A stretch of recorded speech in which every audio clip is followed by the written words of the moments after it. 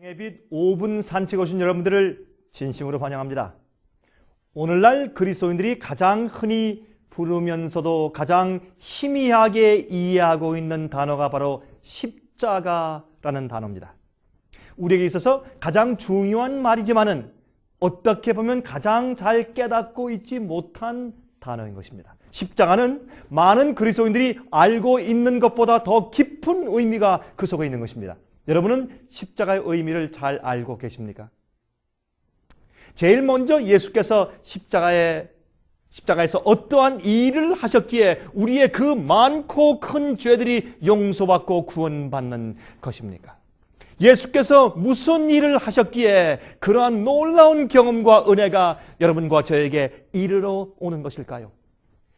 베드로전서 2장 24절에 다음과 같이 말씀합니다. 친히 나무에 달려 그 몸으로 우리 죄를 담당하셨으니. 예수께서 말이죠, 몸으로 우리 죄를 지셨다는 뜻이 무슨 뜻일까요? 우리의 죄를 어떻게 다른 사람이 대신해서 질 수가 있겠습니까? 그것도 자기 몸으로 어떻게 죄를 지었단 말입니까? 그저 그것은 상징적인 의미겠습니까? 아니면 실제 의미겠습니까? 예수께서 이 세상에 오시기 수백 년 전부터 구약 성경은 예수님께서 어디에 탄생하시며 몇 년도에 침례 받으실 것이며 어떻게 취급받으실 것이며 어떻게 잡히시고 누가 배반할 것이며 언제 어떠한 방법으로 죽게 되실 것이며 입으셨던 수의 그 옷이 어떻게 될 것이며 그 뼈가 어떻게 될 것이며 또 누구의 무덤에 장사되고 언제 다시 부활하실 것인가에 대해서 등등 자세하게 예언되어 있습니다. 성경 가운데. 그런데 가장 놀라운 예언 중에 하나는 시편 40장 12절에 있는 예언인데 다음과 같이 말씀하고 있습니다. 무수한 재앙이 나를 둘러싸고 나의 죄악이 내게 미침으로 우러러 볼 수도 없으며 죄가 나의 머리털보다 많음으로 내 마음이 사라졌음이니이다 라는 예언입니다. 이것은 예수님의 십자가의 고통에 대한 예언입니다. 나의 죄악이라고 말했습니다. 예수께서 무슨 죄가 있었습니까? 그분은 죄가 없는 분이었습니다.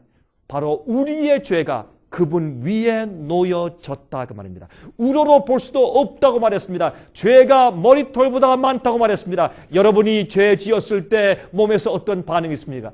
우리가 죄 지었을 때 거짓말을 했다면 거짓말을 한 상대방과 마주치면 가슴이 두근거리고 얼굴이 빨개지고 식은 땀이 나고 양심이 괴롭지 않습니까? 숨이 가빠지고 수치감이 생기는 것입니다. 심판에 대한 두려움이 생기지 않습니까? 죄 없으신 예수께서 십자가에서 그러한 경험을 몸으로 대신 주셨단 말입니다. 우리의 많은 죄가 그 위에 영혼에 덮쳐서 대신 우리 죄의 결과를 책임지는 몸의 경험을 하셨다고 말입니다.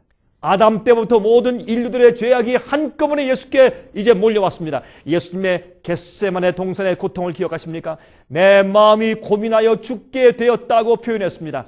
하나님의 심판의 진노의 잔은 죄인이 심판받을 때 얻는 것입니다. 그것은 하나님의 자비가 섞이지 않는 진노의 잔입니다. 범죄한 죄인이 하나님의 자비 없이 영원히 멸망당하는 영혼의 고뇌의 잔인 것입니다. 무서운 경험입니다.